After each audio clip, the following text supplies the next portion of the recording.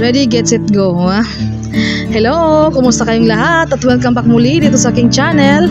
So for today's video nga pala, kay kauwi ko nga pala galing ng trabaho ng mga oras na yan. So napag-isipan namin ni nanay na magkatay kami ng native na manok, kaya ito rin yung aming magiging ulam para sa kinagabihan. Kaya ayan, so hindi ko na pinakita sa inyo kung paano namin kinatay ni nanay yung manok, basta ayan. At nilinis ko na nga siya ng mabuti. Tapos siyempre tatanggalan mo ng mga balahibo kay malamang.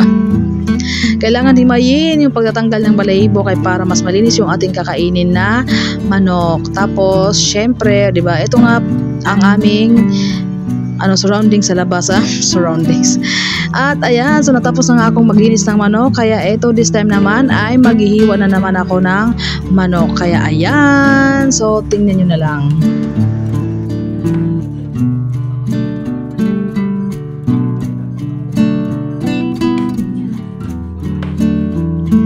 Dumidilim na pala, kaya kailangan ko nang bilisan yung aking kilos kaya para makapag-start na din ako magluto ng ating tinolang native na manok. At ayan, so kumuha ako ng malunggay leaves, diba? Sa likod ng bahay namin, kaya ayan, so pinahimay ko na kay nanay. So ito naman yung aking pamangkin, ay wala lang, sumilip lang siya.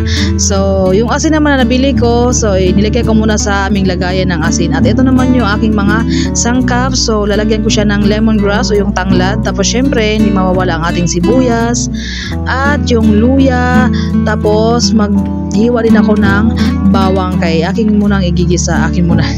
So syempre lalagyan ko rin siya ng siling haba, diba? Tapos luya, At ayan yung aking mga sangkap for the tinulang manok, tinulang native na manok.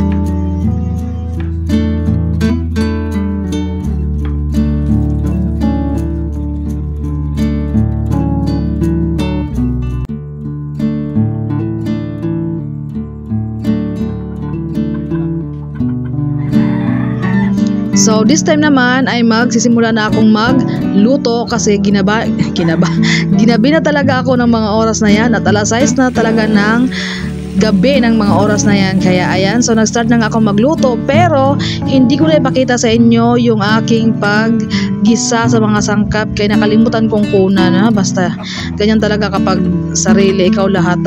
Ikaw nag-video, ikaw pa yung alam mo na, 'di ba? So sariling sikap talaga tayo ngayon dito. Kaya ayan, so ayan na nga, so nakapagluto na nga ako. At syempre this time naman ay kumulo na nga siya ng tuluyan. Kumulo na nga siya. So lalagyan ko siya ng paminta at ng kaunting magic sarap kay para perfect yung lasa. So syempre kailangan kong tikman yung aking niluluto kay baka naman tumamis. Paghigop mo ng sabaw, tumamis. Asukal pala yung nalagay mo, hindi pala asin. So kailangan mong tikman talaga sa bawat niluluto mo, kailangan mo talagang tikman. At ayan na naman yung aking pamangkin na nagkipag-usap sa akin habang ako ay kumukuha ng mga video. So nasa gilid ng kalsada yung bahay namin, at ayan, so naglagay talaga kami ng ilaw dito sa labas ng bahay namin kaya masyadong madilim dito sa labas ng bahay namin at kailangan namin lagyan ng ilaw. At ayan, so ayan na nga yung naging itsura ng aming lugar dito.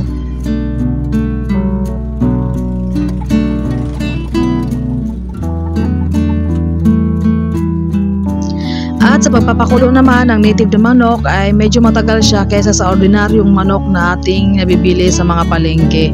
So medyo matagal yung ating pagpapakulo kay para mas malambot yung ating karne ng manok. At this time naman ay ito na nga, inilagay ko na nga yung malunggay leaves. So ayan, so hintayin natin maluto yung malunggay leaves sandali. At pagkatapos ay this time naman ay ayan na nga, so inahon ko na. So hinango ko na nga siya sa apoy. At ang sunod ko namang lulutuin ay ang ginataang native na manok. So yung karne ng manok kanina ay hinati ko sa dalawa. At ito yung naging pangalawang luto ko sa ating native na manok. So at yung aking mga hiniwa ng mga sangkap rin kanina ay hinati ko rin sa dalawa kay para tipid. At ayan, so ginisa ko na nga yung mga sangkap at syempre nilagay ko na yung ating native na manok at naglagay rin ako ng tubig para sa pagpapakulo ng ating karne ng manok kay para mas malambot yung ating ginataang native na manok. At ayan, so syempre naglagay rin ako ng mga ating mga pampalasa, yung magic sarap, tapos naglagay rin ako ng paminta, tapos yung dahon ng laurel. Tapos syempre tinakpan at ayan, so hindi natin kakalimutan yung ating sili kaya para mas masarap yung ating ginataang native na manok. At ayan na nga, so kukumama yung aking ginamit kasi wala akong actual na nyog.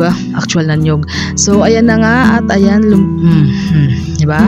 So pinalambot ko muna yung karne ng ating manok bago ko hanguin. So this time naman ay malambot na yung ating karne kaya ayan, so it's time to eat na naman. At syempre nauna na si nanay sa pagkain kaya ako, ito yung aking naging stand off. So ako na lang mag-isa yung kumain kaya yung aking asawa naman ay busog pa raw siya kaya ako na lang yung kumain. Tapos nanay naman ay tapos na siya sa pagkain kaya eto ako at nag-iisa. At again, this is Meng's Vlog. Thank you for watching. Hindi pa tapos.